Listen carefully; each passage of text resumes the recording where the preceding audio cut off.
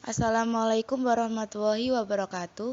Saya Ani Setianingsih, NIM 1902078, akan mempresentasikan proposal metode penelitian saya yang berjudul Pengaruh Fraud Diamond terhadap kecurangan laporan keuangan perusahaan menggunakan metode Bayes M-Score. Motivasi penelitian. Pada beberapa tahun terakhir di Indonesia masih marak kasus praktik kecurangan laporan keuangan. Hal ini merugikan stakeholder maupun perusahaan karena tidak jarang perusahaan yang telah terungkap praktik kecurangan laporan keuangannya mengalami kebangkrutan. Maraknya kasus kecurangan laporan keuangan yang ada baik di Indonesia dan mancanegara akan menimbulkan suatu kerugian yang besar bagi para stakeholder. Pertanyaan penelitian yaitu 1. Apakah financial target berpengaruh terhadap terjadinya fraudulent financial statement? 2. Apakah external pressure berpengaruh terhadap terjadinya fraudulent financial statement? 3. Apakah capability berpengaruh terhadap terjadinya fraudulent financial statement? Yang keempat, apakah financial stability berpengaruh terhadap fraudulent financial statement? Yang kelima, apakah opportunity berpengaruh terhadap terjadinya fraudulent financial statement? Dan yang terakhir, apakah rationalization berpengaruh terhadap terjadinya fraudulent financial statement? Penelitian sebelumnya. 1. Penelitian yang dilakukan oleh Sihombing dan Raharjo tahun 2014 menggunakan analisis fraud Diamond dalam mendeteksi financial statement fraud. Variabel independen yang digunakan dalam penelitian ini yaitu financial 19 target, financial stability, external pressure, nature of industry, ineffective monitoring, change in auditor, rationalization, capability. Sementara itu, variabel dependen yang digunakan adalah kecurangan laporan keuangan yang diproksikan dengan manajemen laba. Sampel yang digunakan dalam penelitian ini adalah perusahaan manufaktur yang terdaftar di BEI pada tahun 2010 hingga 2012. Metode analisis data yang digunakan dalam penelitian ini adalah analisis regresi berganda.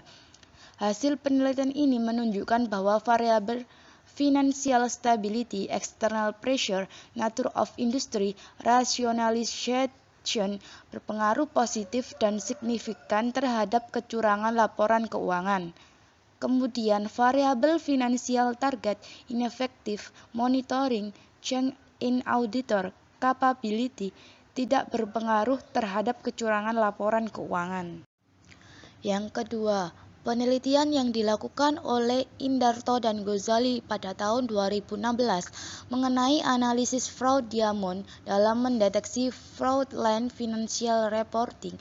Variabel independen dalam penelitian ini adalah external pressure, financial stability, financial target, ineffective monitoring, rationalization, dan capability. Variabel dependen yang digunakan adalah kecurangan laporan keuangan yang diproksikan dengan manajemen laba. Sampai digunakan dalam penelitian ini adalah perusahaan perbankan yang terdaftar di BEI pada tahun 2009 sampai 2014. Hasil dari penelitian tersebut menunjukkan bahwa variabel external pressure dan financial target berpengaruh positif terhadap terjadinya fraudulent financial reporting, sedangkan variabel financial stability dan capability berpengaruh negatif terhadap terjadinya fraudulent financial reporting. Sementara itu, variabel rationalization dan ineffective monitoring tidak berpengaruh terhadap terjadinya fraudulent financial reporting. Yang ketiga, penelitian berikutnya dilakukan oleh Anisha dan Asmaranti pada tahun 2016 yang berjudul Pendeteksian Kecurangan Laporan Keuangan Menggunakan Fraud Diamond.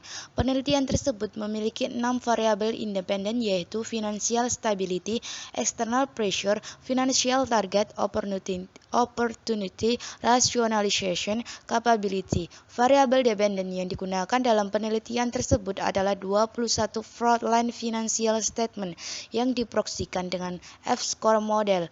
Analisis data yang digunakan oleh dengan analisis regresi linear berganda. Penelitian ini menggunakan perusahaan yang terdaftar di Bursa Efek Indonesia dengan subsektor properti dan real estate pada tahun 2010 hingga 2014 sebagai sampel penelitian. Hasil penelitian yang dilakukan menunjukkan bahwa financial stability memiliki pengaruh terhadap terjadinya fraudulent financial statement. Sementara itu, variabel external pressure, financial target, nature of industry, opini auditor, dan pergantian direksi tidak memiliki pengaruh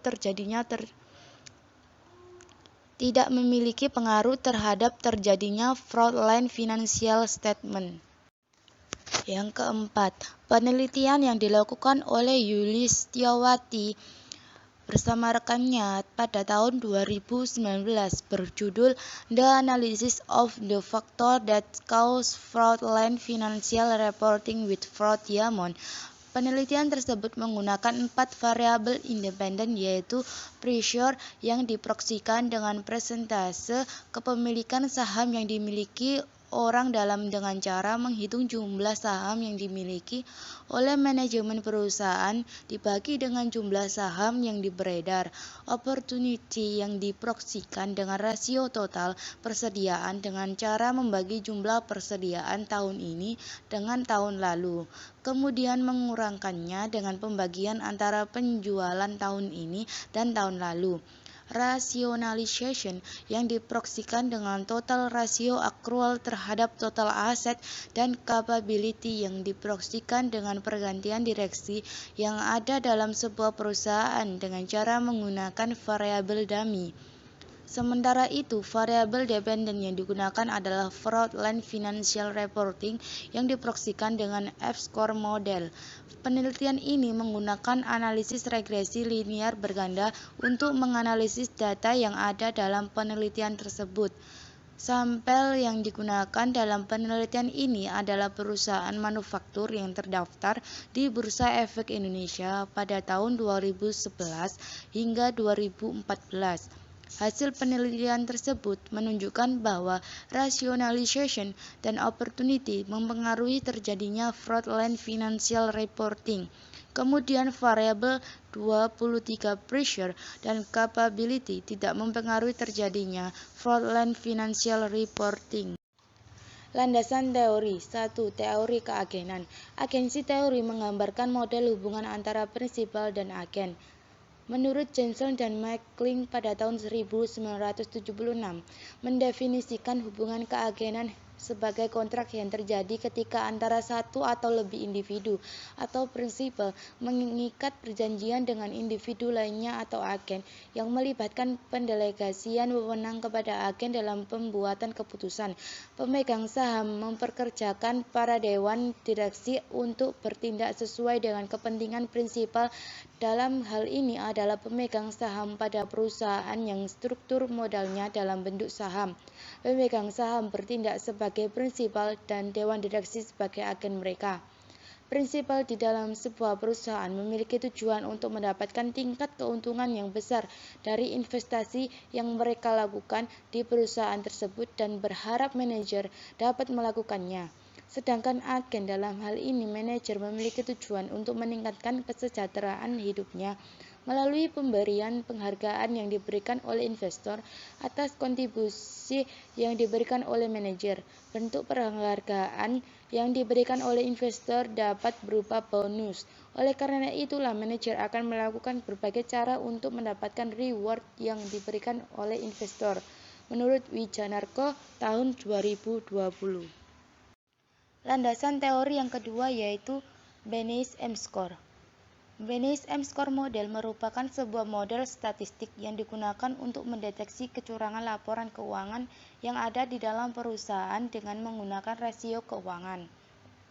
Menurut Benese pada tahun 1999, indikasi terjadinya kecurangan laporan keuangan dapat dilihat dengan adanya peningkatan piutang dan penjualan yang tidak semestinya, adanya peningkatan akrual, penurunan aktiva, dan menurunnya laba kotor. Variabel yang diukur menggunakan data dari tahun yang ditentukan atau T dan menggunakan data tahun sebelumnya. T1. BNSM score diperoleh dari hasil perhitungan yang robust. Keterbatasan BNSM score adalah model ini merupakan model probabilistik sehingga tidak dapat mendeteksi fraud dengan ketepatan 100%. Landasan teori yang ketiga yaitu Fraud-Diamond.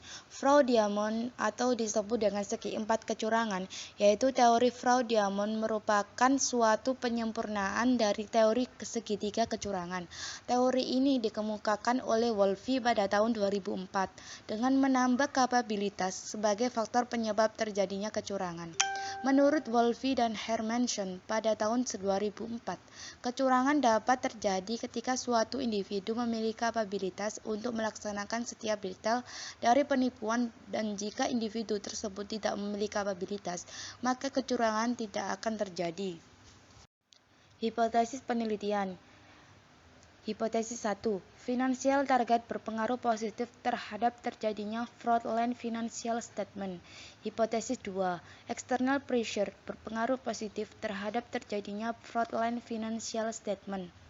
Hipotesis 3. Capability berpengaruh positif terhadap terjadinya fraudulent financial statement. Hipotesis 4. Financial stability berpengaruh positif terhadap terjadinya fraudulent financial statement. Hipotesis 5. Opportunity berpengaruh positif terhadap terjadinya fraudulent financial statement. Hipotesis 6. Rationalization berpengaruh positif terhadap terjadinya fraudulent financial statement. Pendekatan penelitian. Penelitian ini menggunakan pendekatan kuantitatif karena data yang diperoleh merupakan data sekunder dan variabel yang digunakan membutuhkan perhitungan yang dapat menunjukkan hubungan antar variabelnya. Jenis data. Jenis data yang digunakan adalah data dokumenter. Data dokumenter adalah data penelitian yang berasal dari dokumen atau laporan yang dibuat oleh institusi pembuat laporan seperti laporan keuangan, laporan Biro Pusat Statistik, surat, memo, rapat, dan sebagainya. Data dokumenter dalam penelitian ini menggunakan laporan perusahaan manufaktur yang terdaftar di dalam Bursa Efek Indonesia pada tahun 2016 hingga 2018. Sumber data. Dalam penelitian ini, sumber data yang digunakan adalah data sekunder yang berasal dari laporan keuangan perusahaan manufaktur yang terdaftar di dalam Bursa Efek Indonesia periode 2016 sampai 2018. Data yang diperoleh dari www.idx.go.id. Teknik analisis data. Teknik pengambilan data dalam penelitian ini yaitu menggunakan teknik dokumentasi. Teknik ini yaitu mengumpulkan, mencatat, menghitung indikator variabel dan menganalisisnya. Terima kasih, sekian presentasi dari saya. Bila ada salah kata maupun penulisan, mohon maaf. Wassalamualaikum warahmatullahi wabarakatuh.